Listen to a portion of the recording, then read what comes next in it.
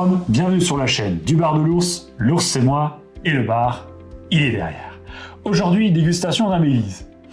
Étonnant que l'ours déguste un Baileys, mais c'est pas n'importe quel Baileys. On est sur un petit échantillon qui est ici présent.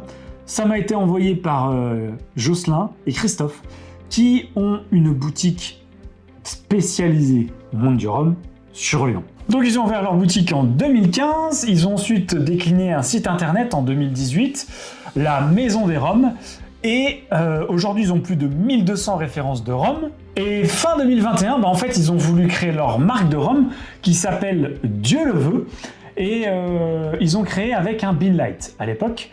Puis après le Bean Light qu'ils ont sorti, en tant qu'embouteilleur indépendant, ils ont sorti un Baileys, ici présent, qui est réduit à 52 degrés d'alcool.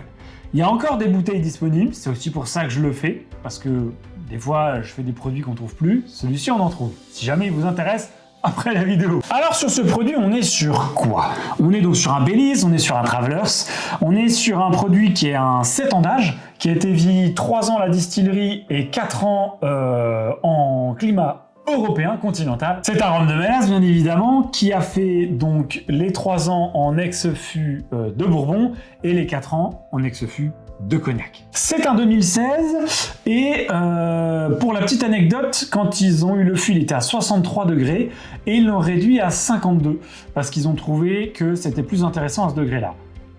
Et spoiler alerte, pour moi, ils ont eu raison de le réduire. Alors que pourtant l'ours, c'est quand même un gros fan de degrés, notamment quand on parle de Baileys et de Travelers. Il y a 485 bouteilles qui ont été faites. Ils ont des étiquettes style un petit peu vieillot, un petit peu pirate, des choses un petit peu... Je vous mettrai le visuel des bouteilles. Moi j'aime encore bien, je trouve que ça donne un petit peu un cachet comme ça. Et c'est vrai que Jocelyn me disait, ils sont encore en recherche d'identité graphique, donc c'est sans doute amené à évoluer pour les cuvées qui viendront plus tard. Parce que je pense qu'ils ont des idées pour d'autres cuvées, donc il y a des chances qu'il y en ait d'autres. Mais voilà, ça donne un petit charme quand même, je trouve, avec cette bouteille très classique, ce côté un petit peu vieillot, qui pour moi fonctionne plutôt pas mal quand même. Surtout quand aujourd'hui on a des packagings toujours très extraordinaires avec plein de couleurs. Là, des fois, des produits comme ça, c'est plutôt cool aussi. Et pourquoi Dieu le veut? Eh bien parce que c'était le surnom d'une... corsaire française, d'une flibustière. C'est pour ça aussi qu'on a ce côté, je trouve, un petit peu vieillot, un peu pirate sur les bouteilles et tout. Je pense que c'est aussi peut-être ça aussi qui est un petit peu voulu. On est sur une histoire d'une dame qui a fait de la piraterie, hein, on va dire les mots, oser le dire, qui a été sans doute une des premières, ou en tout cas où on a les traces écrites, qui a eu une sacrée vie, qui a perdu son premier mari, qui a failli tuer son deuxième mari dans un duel. Enfin voilà, une femme d'envergure et de poigne. Je trouve que c'est plutôt sympa aussi de faire un petit clin d'œil comme ça à une histoire française.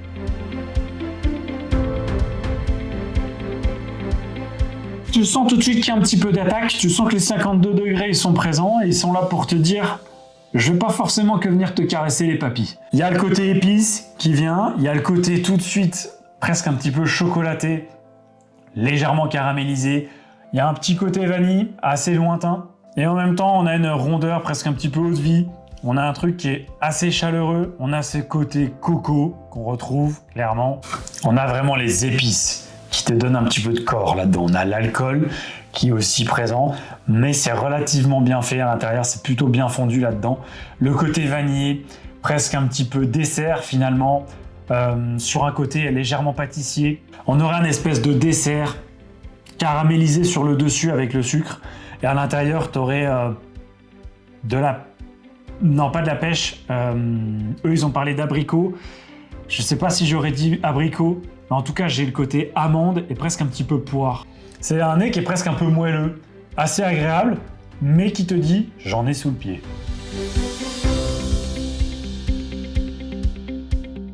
Alors en bouche, il y a tout de suite le côté raisin que tu retrouves, sans doute dû au fût de cognac, qui est beaucoup plus présent au nez, où on avait plus le côté bourbon, je trouve. Et là, t'as un côté haut de vie.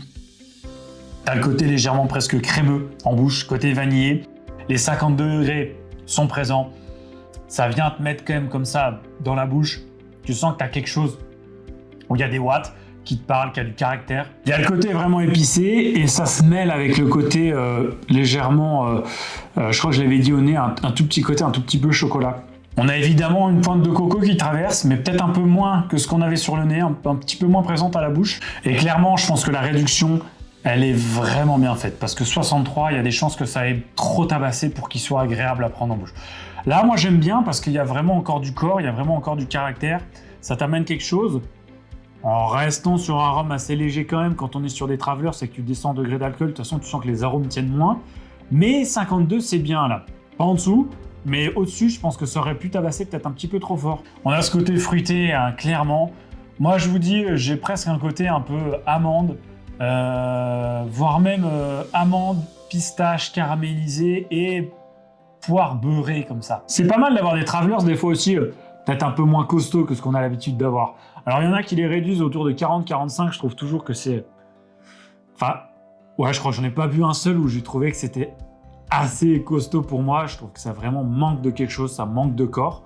Et là, 52, je pense vraiment que c'est une bonne idée de l'avoir fait comme ça. On a un petit peps quand même aussi, très légèrement frais, peut-être petit côté agrumes, qui passe à un moment et qui donne un tout petit peu de fraîcheur. Mais ça ne sera pas la caractéristique principale.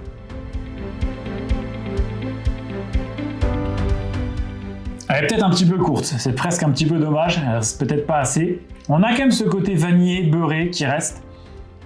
On a des choses en bouche, on a encore les épices, légèrement frais.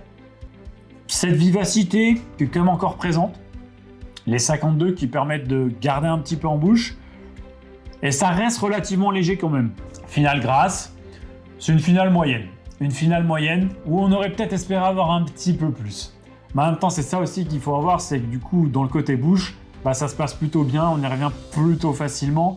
Alors que si on avait gardé un peu plus d'alcool, ça aurait peut-être été une approche un petit peu plus compliquée, alors que la finale aurait peut-être pu tenir un peu plus. C'est là où il faut toujours trouver le bon équilibre. Et sur la finale, tu as un côté presque légèrement un tout petit peu plus raffiné, peut-être un tout petit peu plus classe que ce que tu avais en nez en bouche qui faisait un petit peu plus grossier, un petit peu plus brut.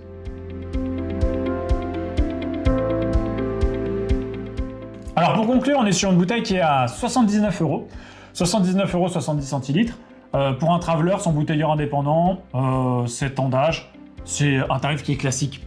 C'est pas un tarif qui est bon, c'est pas un tarif qui est pas bon, c'est un tarif classique. Ça me choque pas spécialement. Moi, je serais sur plutôt une bonne note en termes de classement. Je serais clairement sur un 7 sur 10, sûr et certain. Peut-être que j'irai pas au 8 pour la finale, où j'aurais peut-être un tout petit soupçon de regret. Mais c'est quand même un Travelers qui te permet d'appréhender assez facilement les Travelers quand même, en ayant l'esprit du Travelers. Où des fois c'est un peu caractériel, c'est un peu gras, ça te rentre un peu dedans, il y a beaucoup de watts. Les épices des fois sont très présentes aussi, même si on a notre côté coco, vanille, etc. Et ça marche plutôt bien. Et puis pour le coup, on est sur une marque française, on est sur deux petits gars à Lyon qui ont monté leur truc, qui ont une structure aujourd'hui qui fonctionne plutôt pas mal, ils ont beaucoup de références de rhum, ils adorent ça, ils adorent partager ça. Donc moi je trouve ça plutôt cool qu'ils nous sortent ce genre de petits produits. C'est plutôt bien fait, ça sort un peu de ce qu'on peut avoir l'habitude d'avoir sur d'autres bouteilleurs indépendants. Donc je trouve ça cool. Bon 7 sur 10, clairement validé.